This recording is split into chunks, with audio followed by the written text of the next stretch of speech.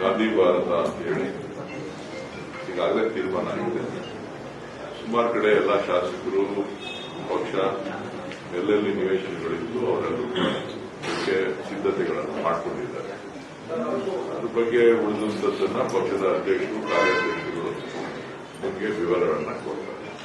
ಎಲ್ಲರೂ ಅಧಿಕಾರಕ್ಕೂ ಅಂದ್ರೆ ಎಲ್ಲ ಸಮಾವೇಶ ಮತ್ತು ಕಡೆ ಬೇರೆ ಬೇರೆ ಜಟಾಪಟಿ ಇದಾಗ್ತಾ ಇದೆ. ಡಿ.ಕೆ. ಶಿವಕುಮಾರ್ ಪಕ್ಷ ನಿಷ್ಠೆ ತೋರಿಸ್ತಾ ಇದ್ದಾರೆ ಅಂತ ಯಾಕೂ ನವೆಂಬರ್ ಕ್ರಾಂತಿ ತಲೆಕಡಿಸ್ಕೊಂತ ಇಲ್ಲ, ಬರ ಪಕ್ಷದ ಚಟುವಟಿಕೆಗಳು ಜಾಸ್ತಿ ತೊಡಗಿದ್ದಾರೆ. ಅವರು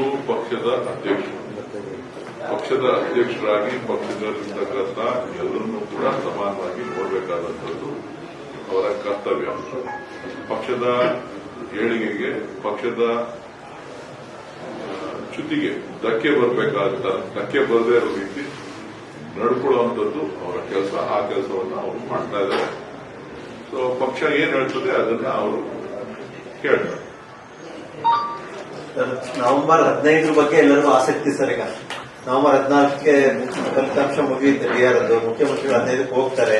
ಅದು ಪವರ್ ಶೇರಿಂಗ್, ಕ್ಯಾಬಿನೆಟ್ ರೀಶಫಲ್ ಸಹಜವಾದ ಕುತೂಹಲ ಇದೆ ಸರ್. ಮಾತುಗಳು ಕೂಡ ಸಿಎಂ ಕೂಡ ಹೇಳಿದರೆ ಹೈಕಮಾಂಡ್ ಹೇಳಿದ್ರೆ ನಾನು 5 ವರ್ಷ ಮುಂದುವರಿತೀನಿ. ಅದ್ರ ಬಗ್ಗೆ ನನಗೆ ಮಾಹಿತಿ ಇಲ್ಲ. ನನಗೆ ನವೆಂಬರ್ ಅಂತ ಅಂದ್ರೆ ಕ್ಯಾಂಪ್ ಬರೋದು ಕನ್ನಡ ರಾಜ್ಯೋತ್ಸವ, ಕನ್ನಡಿಗರ ಹಬ್ಬ. ನಾವು ನೀವು ಎಲ್ಲ ಸೇರಿ ಕನ್ನಡಿಗರ ಹಬ್ಬನ ಆಚರಣೆ ಮಾಡೋಣ. ಇಷ್ಟು ಸಿಂಪಲ್ ಸರ್. ಇನ್ನೇನಿದೆ, ನವೆಂಬರ್ ರಾಜ್ಯೋತ್ಸವನ ನಾವು ನೀವೆಲ್ಲ ಸೇರಿ ಕನ್ನಡಿಗರ ಹಬ್ಬನ ಆಚರಣೆ ಮಾಡ್ತೀವಿ. ಖಂಡಿತ ಅದ್ದೂರಿಯಾಗಿ ಮಾಡೋಣ ಸರ್. ಅಷ್ಟೇ. ಅದ್ರ ಜೊತೆಗೆ ಅಧಿಕಾರದ ಅದ್ದೂರಿತನ ಏನಾದ್ರು ಇದೆಯಾ ಅಂತ ಸರ್? ಅದ್ರ ಬಗ್ಗೆ ನನಗೆ ಮಾಹಿತಿ ಇಲ್ಲ. ಅದು ನೀವು ನಿಮ್ಮ ಮುಖ್ಯಮಂತ್ರಿಗಳಿಗೆ, ಪಕ್ಷದ ಅಧ್ಯಕ್ಷರಿಗೆ, ಎಐಸಿಸಿಯ ನಾಯಕರುಗಳಿಗೆ ಕೇಳಬೇಕು. ನಿಮ್ಮ ಸಹೋದರರ ರಾಜಕೀಯ ಭವಿಷ್ಯ ಏನಾದ್ರು ಚೇಂಜ್ ಆಗ್ಬೋದು ಸರ್? ಅವ್ರ ಹಣೆ ಬರ್ದಿದ್ರೆ ಎಲ್ಲ ಮೊದಲಾಗುತ್ತೆ. ಇಲ್ಲ ಅಂತ ಇಲ್ಲ, ಅದಕ್ಕೆ ಯಾಕೆ ತಲೆ ಕೆಡಿಸಬೇಕು? ನೀವು ಹೇಳಿದ್ರೆ ನಮ್ಮ ಅಣ್ಣವ್ರ ಒಂದ್ಸಲ ಸಿಎಂ ಮಾಡಬೇಕು ಅನ್ನೋ ಒಂದು ಅದು ನನ್ನ ಆಸೆ ಇದೆ ಅಂತ ಹೇಳಿದ್ವಿ. ಅವ್ರ ಹಣೆ ಬರ್ದಿದ್ರೆ ಆಗುತ್ತೆ. ನಿಮ್ ಪ್ರಯತ್ನ ಏನು ಸರ್ ಆ ವಿಚಾರವಾಗಿ? ಪ್ರಯತ್ನ ಏನಿಲ್ಲ, ಪ್ರಯತ್ನ ಇಲ್ಲ. ಪಕ್ಷ ಏನ್ ಹೇಳ್ತದೆ, ಪಕ್ಷದ ಅಧ್ಯಕ್ಷರಾಗಿದ್ದಾರೆ ಶಿವಕುಮಾರ್ ಅವರು, ರಾಜ್ಯದಲ್ಲಿ ಅಧ್ಯಕ್ಷರಾಗಿದ್ದಾರೆ, ಉಪಮುಖ್ಯಮಂತ್ರಿಗಳಾಗಿದ್ದಾರೆ. ಪಕ್ಷಕ್ಕೆ ಚ್ಯುತಿ ಪರಿಸ್ಥಿತಿ ನಡ್ಕೊಳ್ಬೇಕಾಗಿರ್ತಕ್ಕಂಥದ್ದು ಅವರ ಕರ್ತವ್ಯ. ಆ ಕೆಲಸವನ್ನು ಅವರು ಮಾಡ್ತಾರೆ ಅಂತಕ್ಕಂಥ ಭರವಸೆ ನನಗಿದೆ. 2028ಕ್ಕೂ ಸಿದ್ದರಾಮಯ್ಯ ಸ್ಪರ್ಧೆ ಮಾಡ್ತೀವಿ ಅಂತ ಹೇಳಿದ್ದಾರೆ ಸರ್.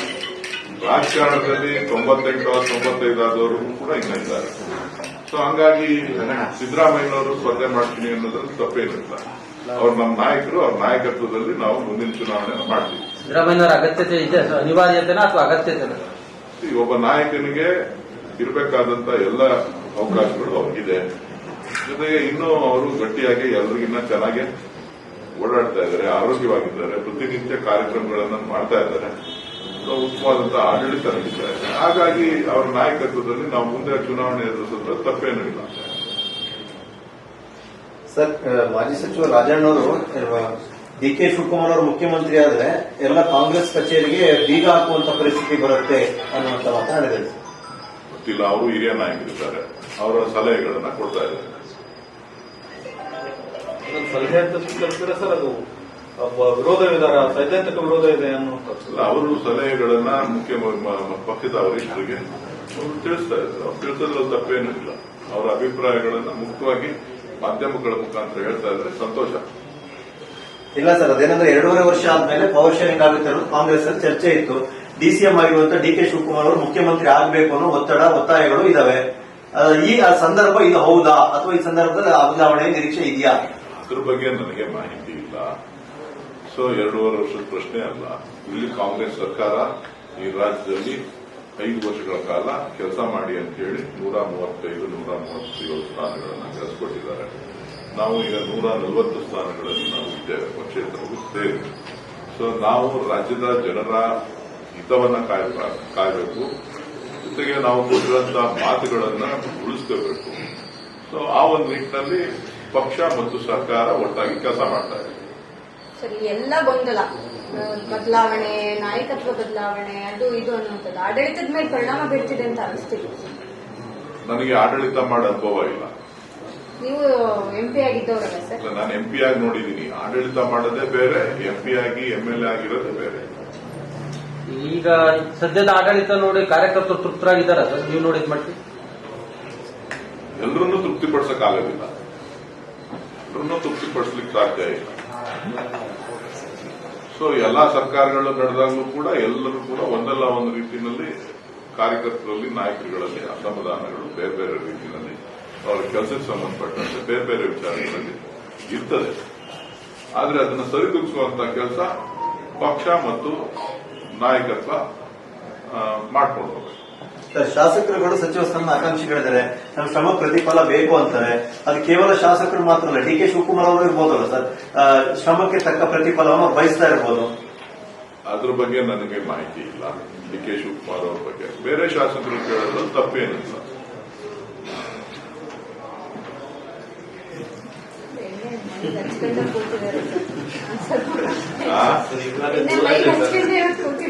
ನಾನು ಯಾವಾಗಲೂ ಎಣ್ಣೆ ಮೈಗೆ ಹಚ್ಕೊಳ್ಳಲ್ಲ, ಮೈಗೂ ಹಚ್ಕೊಳ್ಳಲ್ಲ, ಮೈಗೂ ಹಾಕೊಳ್ಳಲ್ಲ, ಎರಡೂ ಇಲ್ಲ. ಈಗ ಹೆಚ್ಚುವರಿ ಡಿಸಿಎಂ ಅನ್ನುವಂಥದ್ದು ಮತ್ತೆ ಮುನ್ನೆಲೆಗೆ ಬಂದಂತ ವಿಚಾರ. ಅಂದ್ರೆ ಸಮುದಾಯವಾರು ಕೊಟ್ಟರೆ ಮುಂಬರುವಂತಹ ಚುನಾವಣೆ, ಸ್ಥಳೀಯ ಚುನಾವಣೆಗಳಲ್ಲಿ ಮತವನ್ನ ಕ್ರೋಢೀಕರಿಸಬಹುದು ಅನ್ನುವಂಥದ್ದು ಒಂದು ಚರ್ಚೆ. ಎಲ್ಲರ ಸಲಹೆಗಳನ್ನ ಪಕ್ಷ ಗಮನಿಸ್ತದೆ, ನಾನಲ್ಲ. ಪಕ್ಷದ ವರಿಷ್ಠರು ಅದನ್ನ ಗಮನಿಸಿ ನಿರ್ಣಯವನ್ನು ತೆಗೆದುಕೊಳ್ತಾರೆ. ಸೊ ಹಾಗಾಗಿ ಇದರಲ್ಲಿ ನನ್ನ ಪಾತ್ರ, ನನ್ನ ಹೇಳಿಕೆ ಅಪ್ರಸ್ತುತ ಆಗ್ತದೆ. ತೀರ್ಮಾನ ಮಾಡತಕ್ಕಂಥದ್ದು ಪಕ್ಷದ ಹೈಕಮಾಂಡ್, ಸೊ ಮುಖ್ಯಮಂತ್ರಿಗಳು.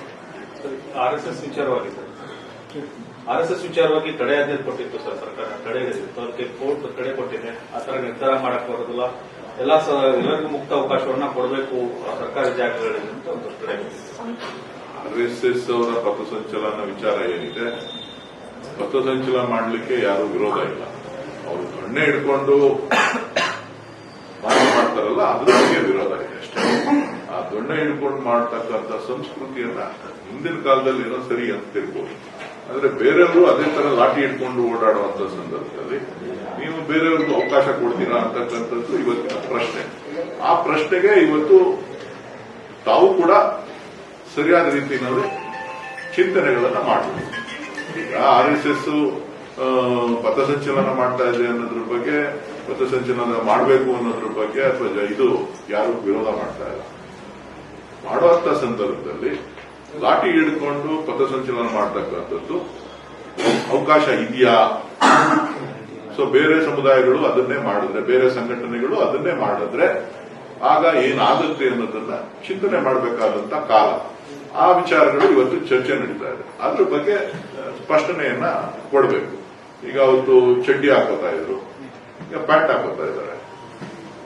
ಯಾಕೆ ಸ್ವಲ್ಪ ದೊಡ್ಡ ಬೇಕು ಅಂತಲ್ಲ, ಚಡ್ಡಿ ಹಾಕೋತಾ ಇದ್ರು, ಪ್ಯಾಂಟ್ ಹಾಕೋತಾ ಇದ್ದಾರೆ. ಸೊ ಬದಲಾವಣೆಗಳನ್ನ ಅವರಲ್ಲೂ ಕೂಡ ಮಾಡ್ಕೊಳ್ಬೇಕು. ಅದು ನಾನು ಅವರ ಹೇಳುವಷ್ಟು ದೊಡ್ಡವನಲ್ಲ, ಆದ್ರೆ ವಿಚಾರಗಳು ಬೇರೆ ಬೇರೆ ಸಂಘಟನೆಗಳು ಕೂಡ ಇವತ್ತು ಮುನ್ನೆಲೆಯಲ್ಲಿ ಇದೆ. ಸೊ ಹಂಗಾಗಿ ಈ ವಿಚಾರಗಳನ್ನ ಖುದ್ದು ಅವರೇನೇನೇ ಅರ್ಥ ಮಾಡಿದ್ರೆ ಬಹಳ ಒಳ್ಳೆಯದು. ಮತ್ತೆ ದಲಿತ ಸಿಎಂ ಕೂಗು ಮುನ್ನೆಲೆಗೆ ಬಂದೈತೆ. ದಲಿತ ಸಮಾವೇಶ ಮಾಡಕ್ಕೂ ಕೂಡ ಈಗ ದಲಿತ ನಾಯಕರೆಲ್ಲ ಸಿದ್ಧತೆ ಮಾಡ್ಕೊಳ್ತಾ ಇದ್ದಾರೆ. ತಪ್ಪೇನೂ ಇಲ್ಲ.